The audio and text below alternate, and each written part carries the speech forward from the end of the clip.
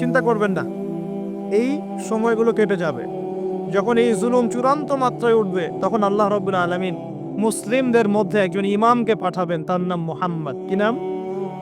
মুহাম্মদ। তাকে মানুষ বলবে আল মাহদি, এটা তার টাইটেল। মাহদি তার নাম নয়, তার নাম হচ্ছে মুহাম্মদ। তার বাবার নাম হবে আব্দুল্লাহ, তার মায়ের নাম হবে আমিনা, ঠিক নবী সাল্লাল্লাহু আলাইহি ওয়াসাল্লামের মতোই। এবং তিনি মুহাম্মদ সাল্লাল্লাহু আলাইহি ওয়াসাল্লামের বংশধরদের মধ্যেই হবে। মাহাদি চট্টগ্রাম থেকে বের হবে না, মাহাদি বুয়েট থেকে বের হবে না। বাংলাদেশ থেকেও তো দু চারটা মাহাদি অলরেডি বের হয়ে গেছে, বের হয় নাই? আর মাহাদি আরবি ভাষায় কথা বলবে। কি ভাষায় কথা বলবে? পাঞ্জাবি ভাষায় কথা বলবে না। আমাদের পাঞ্জাব থেকে একটা মাহাদি বের হয়েছিল ইংরেজদের সময়, ব্রিটিশ আমলে। সে বলেছে আমি মাহাদি, আমি ঈসা। নাউজুবিল্লাহ। পরে দাবি করেছে সেই নবী। আর বাংলার মাটিতে এদের দাওয়াত এখন খুব জোরে জোরে চলছে। নাম দিয়েছে আহমেদিয়া মুসলিম জামাআহ। নাম শুনেছেন নাকি?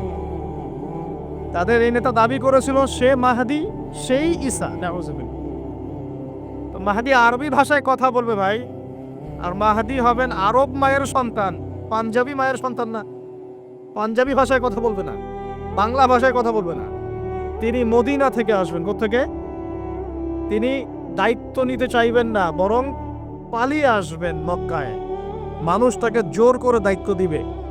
আমরা যারা হজ করেছেন, কাবা ঘরের এই যে তাওয়াফ তো করেছেন মাশাআল্লাহ, তাওয়াফ এবং এই যে আপনার মাকামে ইব্রাহিম, এর মাঝখানে ইমাম মাহাদিকে তারা পেয়ে যাবে এবং সেখানে তার হাতে বায়াত নেওয়া হবে এবং তিনি মুসলিমদেরকে ঐক্যবদ্ধ করে এই জুলুমের এগেনস্টে যুদ্ধ করবেন ইনশাআল্লাহ। বিশ্ব এখন অনেক কিছু দেখা বাকি আছে, হতাশ হবেন না। বিশ্বে এখন অনেক কিছু ঘটা বাকি আছে। মহামারী হয়েছে, জালজালা হবে, আল্লাহ পাকের আযাব গজবগুলো আসবে, নৈতিকতার অবক্ষয় হবে, জুলুম বাড়বে, ঘরে ঘরে ফিতনা ছড়িয়ে পড়বে। এর মধ্যেও আসহাবুল কাহাফের মতো কিছু মানুষ ঈমানও ধরে রাখবেন ইনশাআল্লাহ। আল্লাহ পাক যাদেরকে দিয়ে কাজ নিবেন, আল্লাহ পাক তাদেরকে তৈরি করবেন। নতুন প্রজন্ম আল্লাহ পাক নিয়ে আসবেন। কোরআনকে কেউ মিটিয়ে ফেলতে পারবেন না, সুন্নতকে কেউ মিটিয়ে ফেলতে পারবে না। এটা পৃথিবীতে থাকবেই ইনশাআল্লাহ। প্রত্যেক দেশে দেশে, জেলায়, থানায়, প্রত্যেকটা জায়গায় আল্লাহ ভীরু কিছু মানুষ থাকবে ইনশাআল্লাহ। আল্লাহ পাক তাদের অন্তরের মধ্যে গায়েবী একটা মিল বন্ধন দিয়ে দিবে ইনশাআল্লাহ। এভাবে চলতে থাকবে সময়। যখন ইমামুল মাহদি আসবেন, তখন বিশ্বে যুদ্ধ বিগ্রহ চলতে থাকবে, অনেক ব্যাপক যুদ্ধ চলতে থাকবে। তখন ইমামুল মাহদি মুসলিমদেরকে নিয়ে এই যে জালেম শক্তির বিরুদ্ধে যুদ্ধ করে ওই জায়গা স্বাধীন করবে ইনশাআল্লাহ। কিন্তু তারপরেও দাজ্জালকে হত্যা করা যাবে না। দাজ্জাল খুবই শক্তিশালী হবে এবং তার অনুসারীরা হবে প্রচন্ড শক্তিশালী। তখন আল্লাহ রাব্বুল আলামিন এই মিথ্যা মাসিহকে মেরে ফেলার জন্যে আল্লাহ পাক আসমান থেকে সত্য মাসিহ ঈসা আলাইহিস সালামকে আবার পাঠাবেন। বলেন সুবহানাল্লাহ। আল্লাহ রাব্বুল আলামিন সূরা মাঈদার মধ্যে বলেছেন, ওয়ামা কাতালুহু ওয়ামা সালাবু, তারা তাকে হত্যাও করে নাই, ক্রুশবিদ্ধও করে নাই। বাল রাফাআহু আল্লাহু ইলাইহি, বরং আল্লাহ পাক তাকে তার দিকে উঠিয়ে নিয়েছেন। সুবহানাল্লাহ। তিনি কোথায় আসবেন? তিনি সিরিয়াতে নামবেন। কোথায়? সিরিয়ায়। এই যে টার্কি এবং সিরিয়ার জায়গায় যেখানে ভূমিকম্প হলো, সবাই তুরস্ক নিয়ে অনেক বেশি ব্যস্ত, কিন্তু সিরিয়াতে কিন্তু অনেক ক্ষতি হয়েছে, এদিকে মানুষ দেখছে না। আর সিরিয়ার মানুষদের কি যে দুর্ভোগ, কি যে দুর্দশা, এটা দেখার জন্য শুধু আল্লাহই আছেন, আমরা কেউই নাই। এটা দেখার জন্য শুধু আল্লাহ আছেন, আর কেউ নাই পাশে। এই 12-14 বছরের যুদ্ধ বিগ্রহে যা হয়েছে সিরিয়ার অবস্থা, ওইটাকে খেলার মাঠ পেয়েছে পশ্চিমারা। এই মাঠের মধ্যে তুরস্কও ঢুকে গিয়েছিল। এটাও একটা শাস্তি হতে পারে। নেটোর সাথে ঢুকে সেও এখানে হামলা চালিয়েছে, এটাও হতে পারে। আল্লাহ ভালো জানেন। সিরিয়ার মাজলুম শিশুদেরকে আকাশের নিচে রাত কাটাতে হয়, 3 দিনে একবার খাবার পায় তারা। একই অবস্থা ইয়েমেনেও আছে। ইয়েমেনে যে বলা হয় যে 5 থেকে 6 লক্ষ মানুষ মারা গেছে বিগত গৃহযুদ্ধে 2010 সাল থেকে। আর সেখানে যতজন মানুষ মারা গেছে তার মধ্যে 60% হচ্ছে বাচ্চা। তো এই বাচ্চাদের কি দোষ ছিল? তারা কি জানতো শিয়া কাকে বলে, সুন্নি কাকে বলে? তারা কি জানে দুনিয়া কি, আখেরাত কি? তারা কি জানে কোনটা হক কোনটা বাতিল? তারা তো জানে যে মায়ের বুকের দুধ খেতে হয়, দুধের বাচ্চাগুলো দুধ পায় না, মায়েরা দুধ দিতে পারে না, খাবার নাই, দুর্ভিক্ষ। এই সংকটের জন্য কে দায়ী? আল্লাহ না মানুষ? কে দায়ী? যাহারাল ফাসাদু ফিল বাররি ওয়াল বাহরি বিমা কাসাবাত আইদিন নাস। আল্লাহ পাক বলছেন জলে স্থলে যে বিপর্যয়গুলো ছড়িয়ে পড়েছে এগুলো মানুষের হাতের কামাই। কার হাতের কামাই? মানুষের হাতের কামাই। একই অবস্থা ইরাকেও ছিল, মনে আছে? সাদ্দাম হোসেইনের কাছে পারমাণবিক অস্ত্র আছে বলে কত নাকি করা হলো, করে লক্ষ লক্ষ মানুষকে মেরে ফেলা হলো। পরে বলল আমরা সরি, আসলে সেখানে কোনো অস্ত্র ছিল না, we are sorry for that. তারা বলে দিল আমরা এর জন্য সরি, ব্যাস লক্ষ লক্ষ মানুষের রক্ত ঋণ শোধ হয়ে গেল। আবু গারিব নামে একটা কারাগার ছিল, এখনো আছে। ওই কারাগারের মধ্যে মুসলিমদেরকে ঢুকিয়ে যে নির্মম নির্যাতন করা হতো আপনারা জানেন না। পাকিস্তানের একজন ডক্টর মহিলা, ওই যে উনি নিউরো মেডিসিন ডক্টর আফিয়া, উনাকে মনে হয় 10 থেকে 12 বছর ধরে ওখানে নির্যাতন করা হয়েছে। আপনার বোনকে যদি একবার কেউ খারাপ নজরে তাকায় আপনার কেমন মনে হয়? আপনার মায়ের দিকে যদি কেউ একবার খারাপ নজরে তাকায়, একটা খারাপ মন্তব্য করে, আপনার কি মনে হয়? আপনার স্ত্রীকে যদি কেউ একটু গায়ে টাচ করে চলে যায়, শ্লীলতাহানি করে, টিজ করে, আপনার কি মনে হবে? এরকম লক্ষ লক্ষ বোনদেরকে আমাদেরকে এরকম ধর্ষণ করা হয়েছে দিনের পর দিন। গ্যাং রেপ বলে, গ্যাং রেপ মানে একসাথে 10 জন 12 জন মিলে আমাদের বোনদেরকে ধর্ষণ করেছে। মুসলিমরা তো বললাম না, মুসলিমরা পড়ে আছে, ওঠেন বসেন নেই, মজা ট্রল এগুলো নেই। সারা বিশ্বে যা হচ্ছে মুসলিমদের সাথে, যদি আমরা সত্যি জানতাম শান্তিতে ঘুমাতেই পারতাম না, আমাদের ঘুম উড়ে যেত চোখ থেকে। বেশি বললেও সমস্যা, বেশি করলেও সমস্যা, কাকেই বলবো, কে বা বুঝবে? দেখা যায় এমন অনেক সময় হয়েছে, অনেক ভালো ভালো নেতা সমাজে এসেছে, আসার পরে জনগণকে বুঝিয়েছে, জনগণ বলেছে ঠিক আমরা তোমার সাথে আছি। যেই সেই নেতার উপর কোনো বিপদ এসেছে, জনগণ নাই, কাকে নিয়ে কি করবে না, কার সামনেই বা কি বলবো? আমাদের প্রত্যেকটা জেলা বলেন, থানা বলেন, দেশ বলেন, আনাচে কানাচে নিবেদিত প্রাণ মুসলিম ভাই তৈরি করতে হবে, যারা কাজের মানুষ, ঝোঁকে চলে না, আবেগে চলে না, ইস্যু পাগল না, আবেগে চলে না, কাজের অ্যাক্টিভ কিছু মানুষ দরকার, যারা শিক্ষিত, এডুকেটেড, যারা পরিস্থিতি বোঝে, যারা হিকমা বোঝে, যারা নিবেদিত প্রাণ, যারা অর্থ কোরবানি করার মানসিকতা রাখে, শিক্ষা প্রতিষ্ঠান গড়ে তোলে, সোশ্যাল ওয়ার্ক করে, একটা জনসংযোগ যারা গঠন করতে পারে, এমন কিছু মানুষ আর নেতা আল্লাহ আমাদেরকে দান করুন বলে আমি। এভাবে একদিনের মাহফিল বলেন আর ওই ইস্যু পাগল কোন ইস্যু নিয়ে লাফালাফি করে উম্মার বিজয় হবে না। আমাদের সবাইকে যার যার জায়গা থেকে কনস্ট্রাকটিভ কাজ করতে হবে, সবাইকে এফোর্ট দিতে হবে। শুধু একজন দায়ীর দায়িত্ব না, একজন আলেমের দায়িত্ব না, আপনারও দায়িত্ব আছে তো। নবী সাল্লাল্লাহু আলাইহি ওয়াসাল্লাম বলেছিলেন অনেক দিন আগেই, প্রায় 1400 বছর আগে, ওয়াশুরিবাতিল খুমর, বেশি বেশি মাদক দ্রব্য সেবন করা হবে, ওয়াযহরাতিল কায়নাত ওয়াল মাআজিফ, এবং প্রচুর নর্তকী গায়িকার প্রচলন ঘটবে, ঘটেছে কিনা? ওয়াল মাআজিফ, এবং বাদ্যযন্ত্রের প্রচলন বেড়ে যাবে, বেড়েছে কিনা? নবীজি অন্য হাদিসে বলেছেন লায়াশরাবান্নান নাস মিন হাযিহিল উম্মাল খামর ইউসাম্মুনাহা বিগাইরি ইসমিহা, এই উম্মতের এক অংশের মানুষ মাদকদ্রব্য সেবন করবে কিন্তু তার নাম রাখবে ভিন্ন, মাদককে মাদক বলবে না, ভিন্ন নামে সম্বোধন করবে। নবীজি বলছেন ইউজাফু আলা রুউসিহিমুল মাআজিফ, মানুষের মাথার উপরে, মাথার কাছে বাদ্যযন্ত্র বাজতে থাকবে। এর ব্যাখ্যা আমরা বুঝতে পারতাম না, এখন বুঝতে পারি। মানুষের মাথার কাছে কানের ভিতরে কেমন করে বাদ্যযন্ত্র বাজতে পারে, কিভাবে বাজতে পারে? ইয়ারফোন, ব্লুটুথ, সবার কানে কানে, সবাই গান শুনছে, নাউজুবিল্লাহ। বাদ্যযন্ত্র কানের ভিতরে না? নবীজি 1400 বছর আগে বলে গেছেন ইউজাফু আলা রুউসিহিম বিল মাআজিফ, মাথার উপরে, এখানে কানের কাছে, মাথার উপরে বাদ্যযন্ত্র বাজতে থাকবে। নবীজি বলছেন ওয়াযহরাতিল কায়নাত, এই যে গায়িকা নর্তকীদের সংখ্যা বাড়তে থাকবে। ওয়াল মাআজিফ, বাদ্যযন্ত্র বাড়তে থাকবে। ওয়াল মুগান্নিয়াত, এবং গান গায় যে মহিলা, এদের সংখ্যা বাড়তে থাকবে। বাড়ছে কিনা? বাড়ছে। নবীজি আরো বলেছেন ওয়ালাআনা আখির হাযিহিল উম্মাহ উলাহা, এই উম্মতের শেষের দিকের মানুষেরা প্রথম দিকের মানুষদেরকে গালিগালাজ করবে, করছে কিনা? শেষের দিকের মানুষেরা প্রথম দিকের মানুষদেরকে গালিগালাজ করবে, বলবে ইসলাম তো ওই যুগে চলতো, এই যুগে চলে না।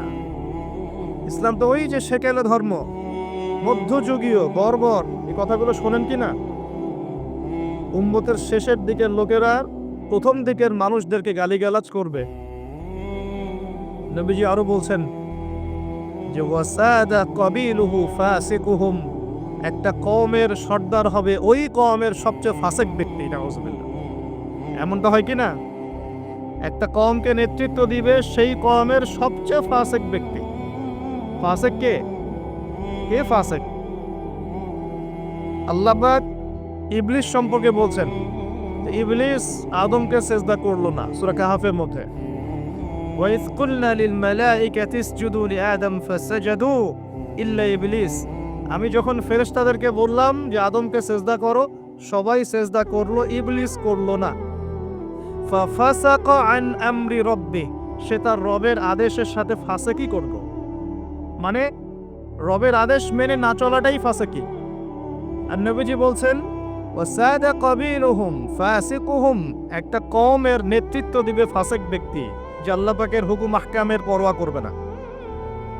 ওয়া কানা যাঈমুল কওমি আরযালাহুম, সমাজের সবচেয়ে নিকৃষ্ট মানুষকে কর্তৃত্বের আসন দেওয়া হয়। এগুলো হচ্ছে কিনা সমাজের মধ্যে?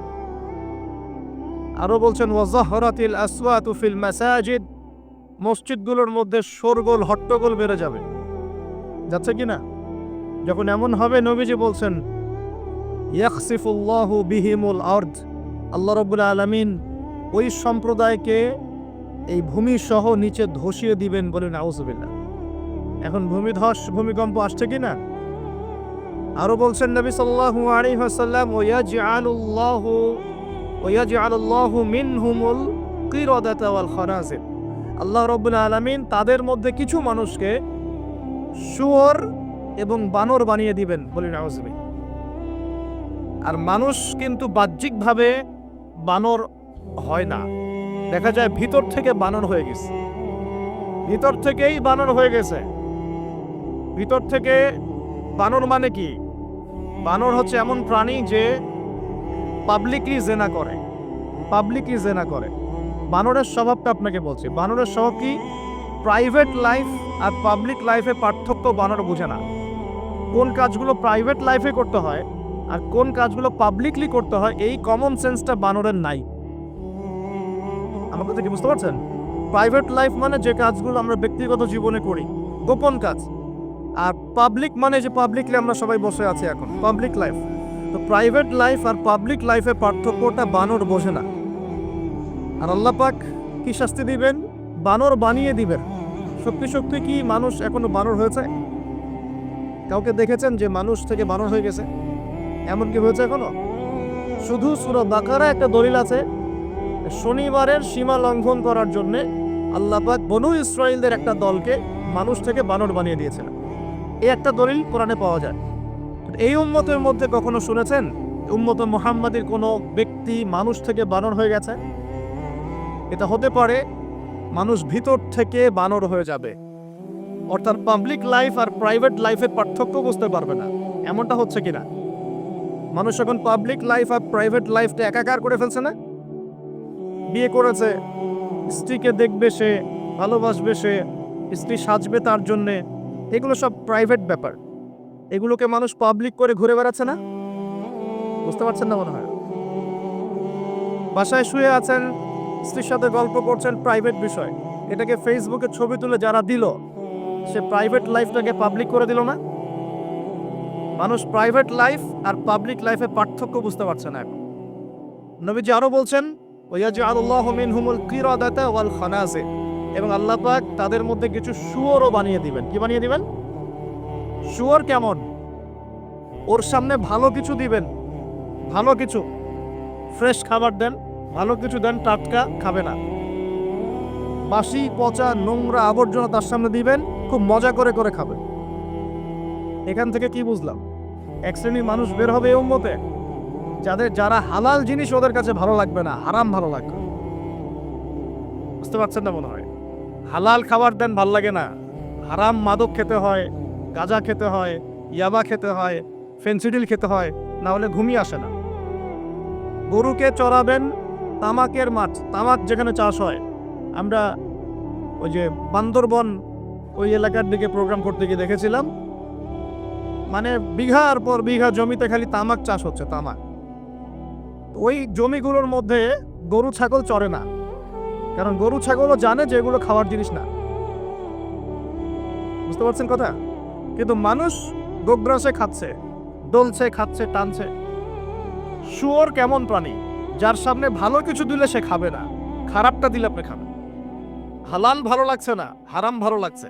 আল্লাহ পর্দাকে হালাল করেছেন, পর্দা ভালো লাগে না, বেপর্দামি ভালো লাগে। আল্লাহ পাক, আল্লাহ রাব্বুল আলামিন ইসলাম নাজিল করেছেন, কোরআন সুন্নাহ ভালো লাগে না, মানব রচিত ধর্ম ভালো লাগে, মানব রচিত বিধান ভালো লাগে। আল্লাহ রাব্বুল আলামিন হালাল খাবার দিয়েছেন, ভালো লাগছে না, খাবারটাকে ম্যানুফ্যাকচার করে ভেজাল দিয়ে খাওয়াতে হবে। আল্লাহ পাক দিয়েছেন পবিত্র সম্পর্ক, পবিত্র সম্পর্ক ভালো লাগে না, অপবিত্র জেনা ভালো লাগে।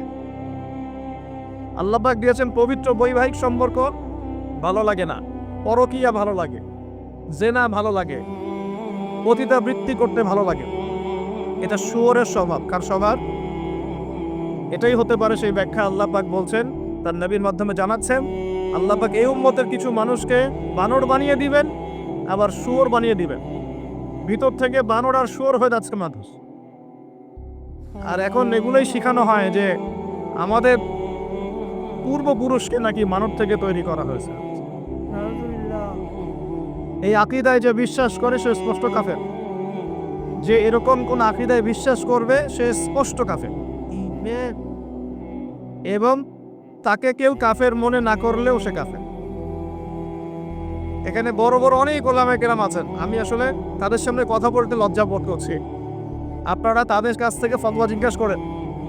কেউ যদি বিশ্বাস করে যে আল্লাহ পাক মানুষকে নিজ হাতে আদম আলাইহিস সালামকে সৃষ্টি করেন নাই, বরং মানুষ বানর থেকে আস্তে আস্তে আস্তে আস্তে মানুষ হয়েছে, এই কথা যদি কেউ বিশ্বাস করে তাহলে সে ঈমান থাকবে না কুফরি হোক? ঈমান থাকবে? কশ্চিৎ কালেও না। একজনকে চার্জ করা হচ্ছে, অবশ্যই এখানে একটা বিষয় আছে, এটা হয়তো সবাই ধরতে পারছে না। এখানে কিন্তু ইস্যু কয়েকটা আছে। একটা হচ্ছে বিবর্তনবাদ, একটা হচ্ছে ইতিহাস বিকৃতি, একটা হচ্ছে সমকামিতা শিক্ষা প্রদান করা, একটা হচ্ছে ইসলামিক যে মুভমেন্ট সেটাকে সবার সামনে নেগেটিভলি উপস্থাপন করা। এরকম কিছু ইস্যু কিন্তু উঠেছে। আমরা কিন্তু ব্যস্ত হয়ে আছি এই বানর আর মানুষ নিয়ে, তাই না? এখানে বানর আর মানুষটা মূল জিনিস না। এই পুরো জিনিসটার মূল বিষয়টা হচ্ছে এমন কিছু প্রবর্তন করার চেষ্টা করা হচ্ছে যেগুলোর উপরে যদি আমাদের প্রজন্ম 10, 20, 30 বছর পড়াশোনা করে, তাহলে 20 বছর পর একটা প্রজন্ম আসবে যারা আল্লাহকেই চিনবে না। এইটা উদ্দেশ্য ছিল, এটা উদ্দেশ্য। আরেকটা বড় উদ্দেশ্য হচ্ছে ইতিহাসকে বিকৃত করা। খেয়াল করে দেখবেন, ফরায়েজি আন্দোলন, হাজী মোহাম্মদ শরীয়তুল্লাহ, তিতুমির, এই যে ইংরেজ বিরোধী বিপ্লবে যারা সর্বোচ্চ নেতৃত্ব দিয়েছিলেন, আলহামদুলিল্লাহ, তাদের নামগুলো আস্তে আস্তে আস্তে আস্তে কিন্তু মুছে ফেলার চেষ্টা করা হচ্ছে। এবং এই জায়গায় কিন্তু এমন কিছু শাসনকে হাইলাইট করা হচ্ছে, যেমন সেন শাসন, খেয়াল করেন নাই? তাদেরকে হাইলাইট করার চেষ্টা করা হচ্ছে, এটা খুব ভালো ছিল। একটা জায়গায় দেখলাম লিখেছে ওইটা নাকি গণতান্ত্রিক ছিল। আমরা প্রশ্ন করতে চাই, ওই সময় গণতন্ত্র ছিল? সেন আর পাল বংশের সময় গণতন্ত্র বলে কিছু ছিল? কি দিয়ে মানুষকে কি শেখাচ্ছে আল্লাহ ভালো জানে। তো শিক্ষা ব্যবস্থার বেহাল দশা। কি দশা? বেহাল দশা। আমাদের সন্তানদের ব্যাপারে যদি আমরা সতর্ক না হই, তাহলে ওই যে নবীজি বললেন ওয়াতুউল্লিমা লিগাইরিদ্দিন, ভূমিকম্প, আল্লাহর আযাব গজব আসার অন্যতম কারণ হবে ধর্ম বিবর্জিত শিক্ষা চালু করা।